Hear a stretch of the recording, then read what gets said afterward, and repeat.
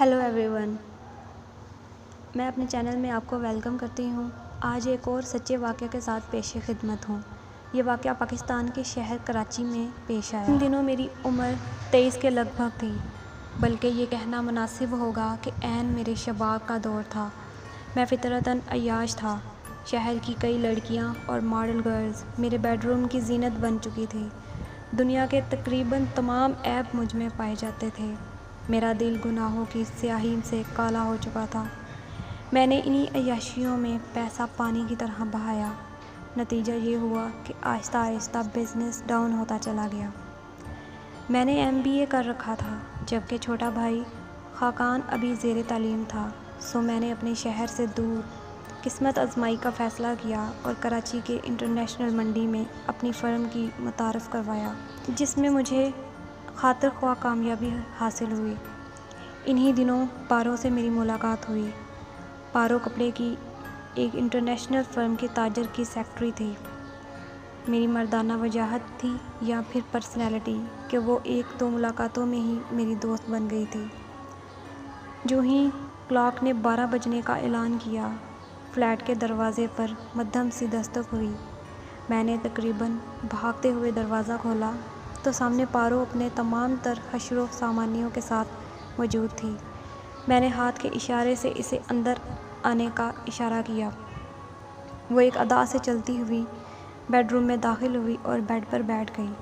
इसके बैठते ही मेरे सोए हुए जज्बात अचानक से मचल उठे। अगली सुबह जब मैं उठा तो मैंने पारो को जगाना मुनासिब नहीं समझा। वैसे भी आज संडे था और पारो को आज दफ्तर से छुट्टी थी। खिलाफ़ तवक्का मेरे सर में हल्का हल्का दर्द महसूस हो रहा था और मैं ख़ुद को पहले की निस्बत बहुत ही कमज़ोर महसूस कर रहा था। हालांकि ये मेरे लिए कोई पहला मौका नहीं था कि मैंने किसी लड़की का क़ुर्ब हासिल किया हो। मैं बोझल कदमों से उठा और वॉशरूम में दाखिल हो गया। फ्रेश होकर मैंने चाय के साथ डिस्प्रिन ली और दफ्तर चला गया। इसी रोज़ मुझे 1-2 अहम मीटिंग्स में शिरकत करना थी, इसीलिए दफ्तर जाना भी ज़रूरी था। मैं कपड़े चेंज किए बगैर ही ज़रा सताने के लिए बेड पर लेट गया। दिन भर की थकन और खाने की ज़्यादती के बायस मेरी आंख लग गई। ये किसी जवान लड़की के जिस्म का लम्स था, जिसके बायस मेरी आंख खुल गई। लाइट भी बंद थी। मैंने गैर इरादी तौर पर किसी को अपनी बाहों में भर लिया तो मुझे महसूस हुआ कि इस दोशीज़ा का चेहरा पत्थर की तरह सख्त है, जिसको चूमने के बायस मेरे मुंह का जायका नीम कड़वा हो चुका था। ऐन इसी लम्हे बिजली कड़की और फ्लैट में कदरे रोशनी हुई तो मैं बेख्तियार मेरे जिस्म से खौफ की एक तेज़ लहर दौड़ गई, क्योंकि इस दोशीज़ा के चेहरे की जगह, हाथों की जगह 2 बड़े बड़े पंजर थे, जबकि बाकी जिस्म औरत का ही था। इसके हाथों की गिरफ्त से मुझे महसूस हो रहा था कि मेरा दम निकल जाएगा। झटके से मैंने ख़ुद को इससे अलहदा करना चाहा, मगर इसकी गिरफ्त बहुत मजबूत थी। कोई पौने घंटे के बाद इसके मन की आग बुझ गई तो इसकी गिरफ्त ढीली पड़ गई। इसीलिए मैं एक झटके से इससे अलहदा हो गया। खौफ और डर की वजह से मेरा वजूद पसीने में तर हो चुका था।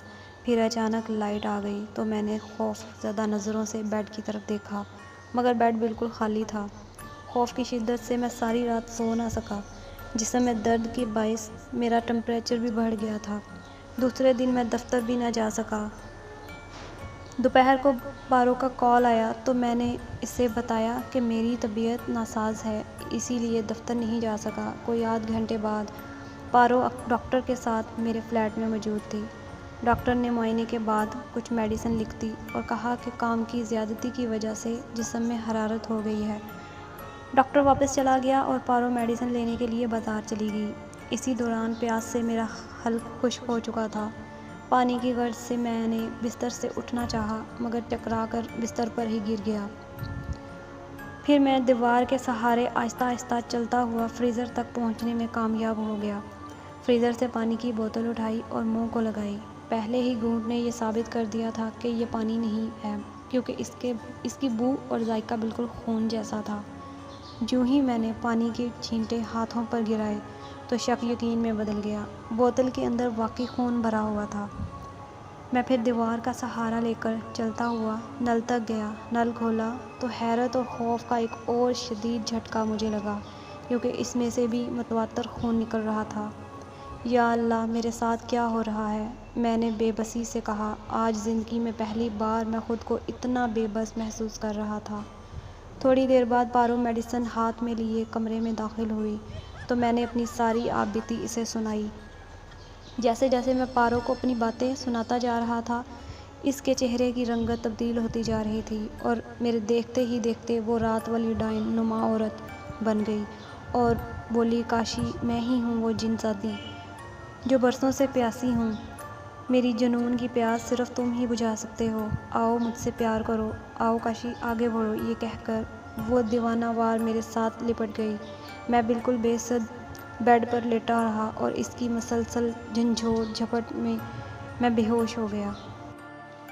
اگر آپ یہ سٹوری مکمل سننا چاہتے ہیں تو ویڈیو کے نیچے کمنٹ کریں اور ساتھ میں میرا چینل سبسکرائب کر کے بیل آئیکن کو پریس کر دیں تاکہ آئندہ آنے والی میری ویڈیو کا نوٹیفیکیشن آپ کو مل سکے۔